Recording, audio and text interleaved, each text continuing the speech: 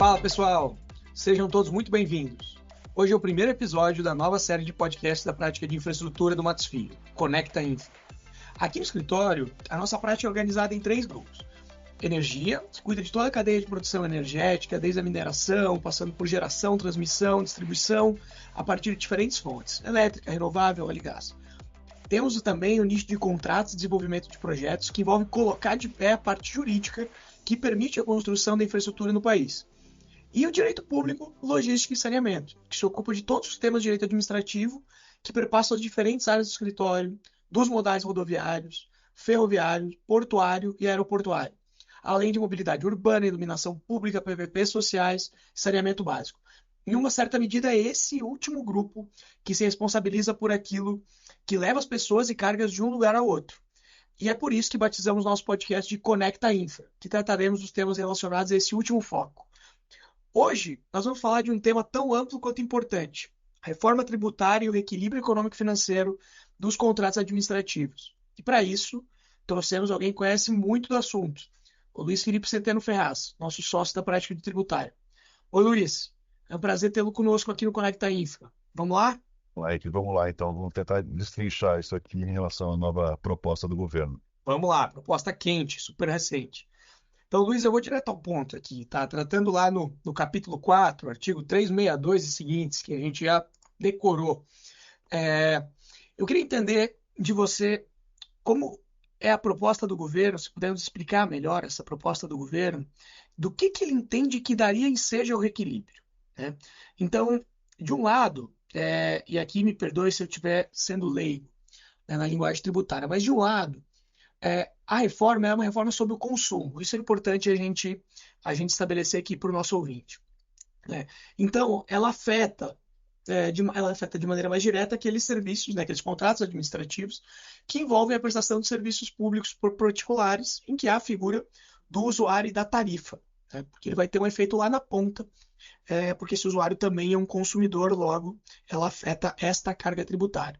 Então, de um lado, eu tenho um efeito na ponta do serviço, que é um efeito diretamente sobre aquilo que é prestado para o usuário. Isso é um efeito da reforma sobre o consumo. Mas não é só esse efeito que existe.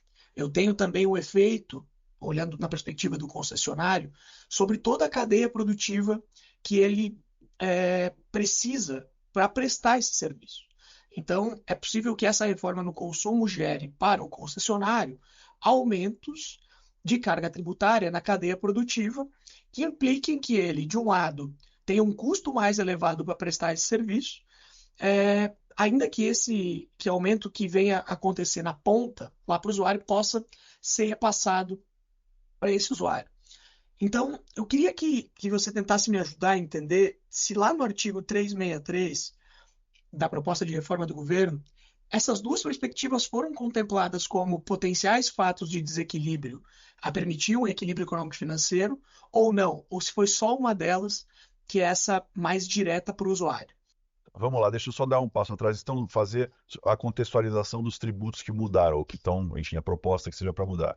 Nós Perfeito. temos, hoje a gente tem, então, os tributos federais, estaduais e municipais, federais, PIS e COFINS, e o IPI, a gente tem o estadual, que seria o ICMS, e municipal, o ISS. Esses 5 tributos vão ser hoje convertidos em um único tributo. O único, eu falo na essência, formalmente são 2 tributos. A CBS, que vai substituir PIS/COFINS, e o IBS, que vai substituir os outros tributos. Eu falo que é um único tributo porque a gente tem uma legislação que, enfim, trata eles de forma separada, tem 2 nomes separados, mas mesmo a base de cálculo, são mesmo fato gerador, mesmos benefícios fiscais, enfim, o que a gente vai mudar aqui são as alíquotas, mas isso é um capítulo separado. Então, quando a gente fala em tudo que incide sobre o preço público, sobre os contratos assinados com o governo, mesmo entre particulares, a gente está falando desses tributos em si sobre o consumo. E aí, por conta disso, então, quando a gente fala em mudança de reforma tributária, são esses tributos que saem e novos que entram no CBS e IBS. Não vou nem entrar na discussão aqui de IS, que seria o imposto seletivo, porque não se aplica para o nosso caso.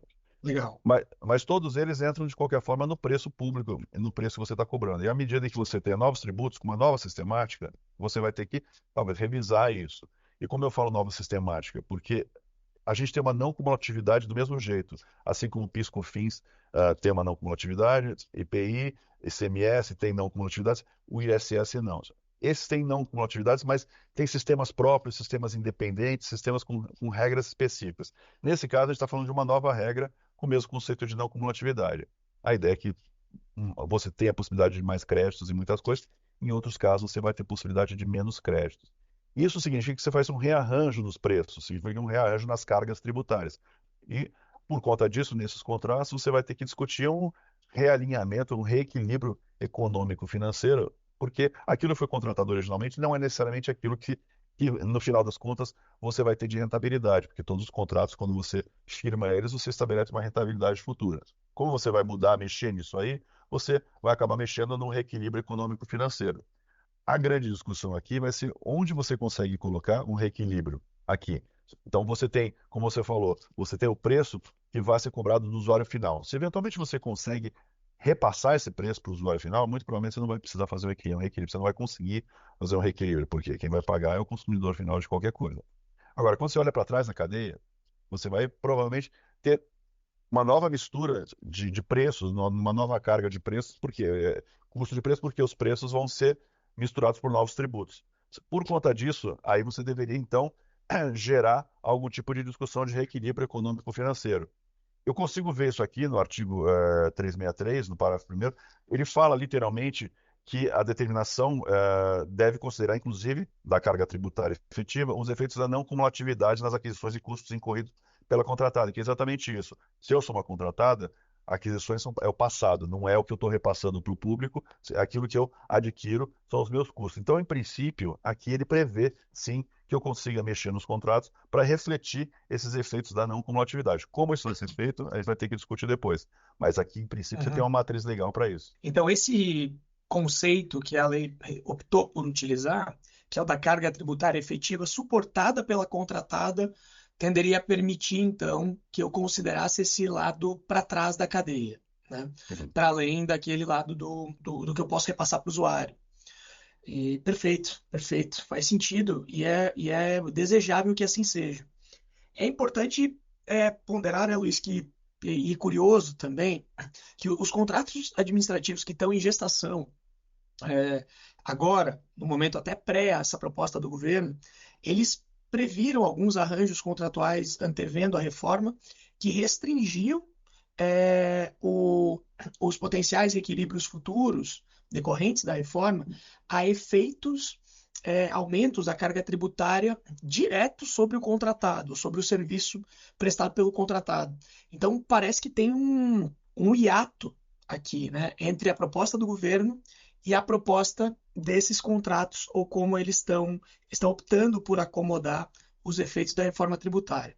E por que eu estou falando isso? Porque também na proposta do governo, ela prevê que, lá no caput, né, do artigo 363, ele prevê que os contratos vigentes, quando da entrada em vigor desta reforma, deverão observar estas regras como as que a gente acabou de tratar.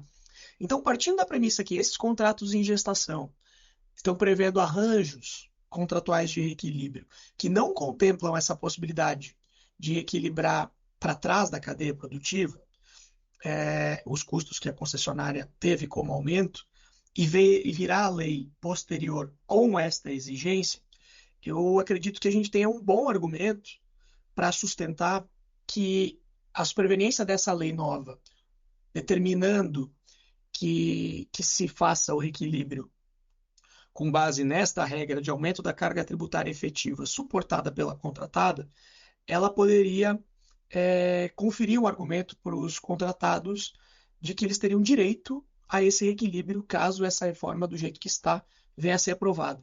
Você concorda, Luiz? Eu concordo e eu já vi contratos vigentes hoje que têm redações um pouco mais restritivas nesse sentido.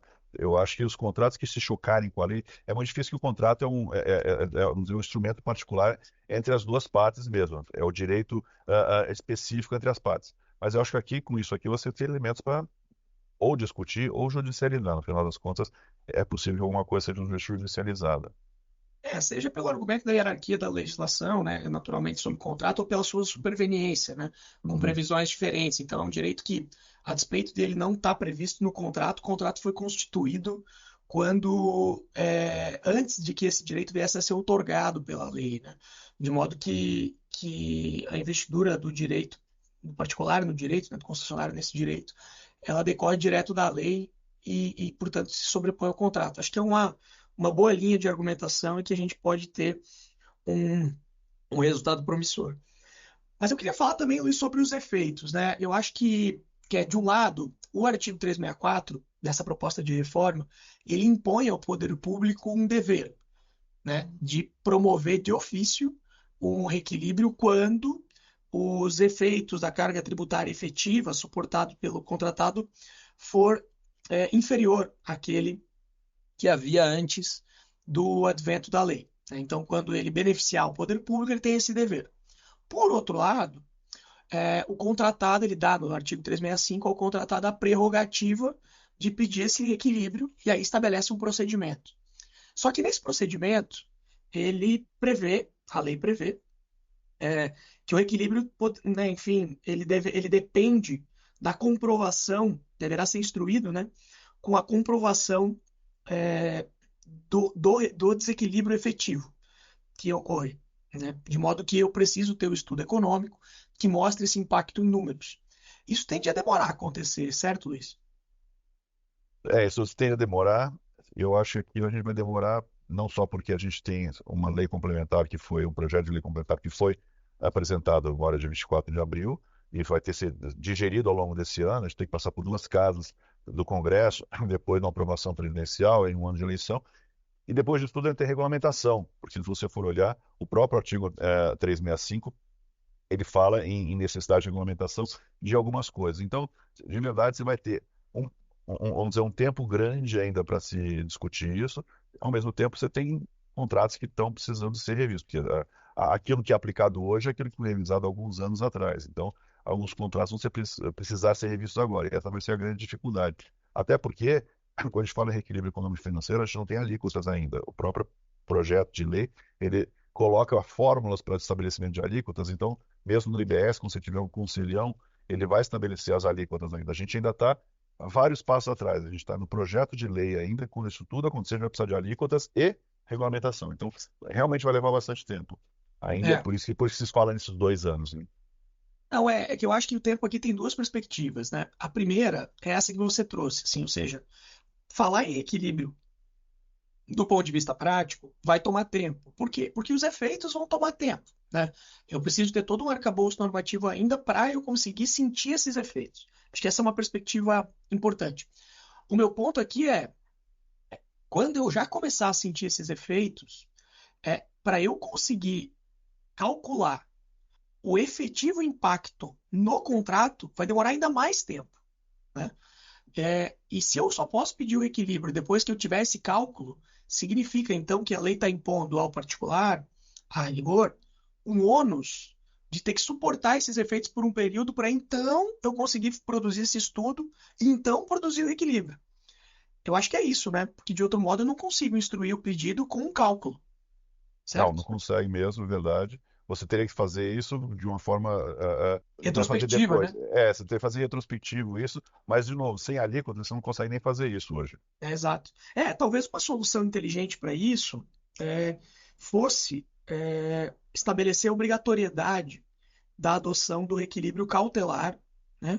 Ainda que com a perspectiva do impacto que ele possa ter na cadeia. Por que eu digo isso, né, Luiz? Porque, veja, de acordo com até o parágrafo primeiro do artigo 365, ele estabelece um prazo para a decisão. Então, isso é bom porque dá algum alento, né, que o poder público vai ter um prazo máximo de decisão, que é de 120 dias, prorrogáveis por mais 120. Agora, se é bem verdade que eu tenho que esperar sofrer o equilíbrio, o desequilíbrio, perdão, para então eu solicitar, e então esperar até 240 dias para ter uma decisão, significa que eu vou sofrer esse desequilíbrio por muito tempo. E o equilíbrio cautelar talvez fosse uma boa solução. Você acha que teria como estruturar o equilíbrio cautelar com base em um estudo prospectivo do impacto a partir do momento que eu tenho as alíquotas definidas? Acho que deveria ter sim, porque você já tem, em princípio, quando você tiver alíquota, você vai ter tudo. Você vai ter as bases de cálculo, os fatos geradores vão estar estabelecidos, que isso tudo já está no projeto mesmo. Quando você tiver as alíquotas, acho que você consegue fazer isso, que é o que, no final das contas, você teria feito lá atrás, no projeto do zero, já vamos dizer, com ICMS, com ISS ou com PIS/COFINS, você já teria feito isso lá atrás, prospectivamente, para estabelecer sua rentabilidade futura. Então, acho que daria, sim, a partir de agora, para fazer desse jeito. Você só precisa ter realmente todos os elementos. Legal. Não, ótimo, Luiz. Eu acho que, talvez por essa primeira análise da reforma tributária, eu acho que a gente já consegue esclarecer algumas coisas, que eu vou tentar sumarizar aqui. Então, em um primeiro momento, a gente, vivendo essa reforma tributária sobre o consumo, a gente pode ter impacto de duas ordens no concessionário.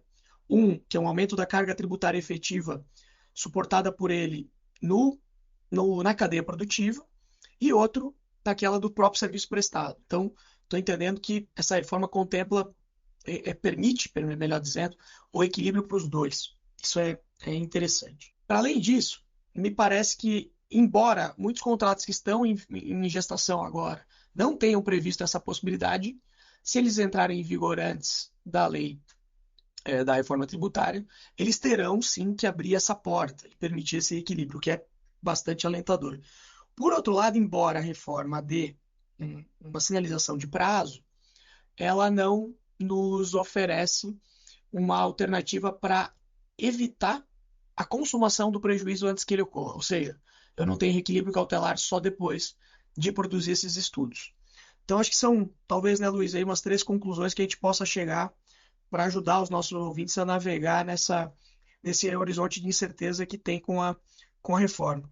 Eu concordo, eu acho que é isso mesmo. E como a gente ainda está no projeto, a gente vai ver muita água rolar em relação a isso ainda. Não acho que esses aqui são os artigos-chave para mudanças, grandes mudanças no Congresso, mas eu acho que aqui é o que a gente tem que ficar de olho, realmente, que é o que interessa nesse nosso caso, nesse nosso podcast mesmo. O governo ainda está entregando, vai entregar a parte 2 de reforma, essa coisa ainda tem muita coisa para ver. E a gente vai ficar de olho para ver onde a gente vai aplicar, porque, claro, a gente já está sendo consultado por empresas sobre essa questão. Legal, Luiz. Vale lembrar também que, para além de todo o debate no Congresso, ainda tem a possibilidade dos poderes concedentes fazerem as suas próprias regulamentações, que naturalmente tem que observar a lei, mas a gente sabe que nem sempre é assim. Então, também teremos uma área aí de discussão na esfera administrativa depois, que é o que a gente já tem sido consultado por alguns clientes aqui na nossa área de infra.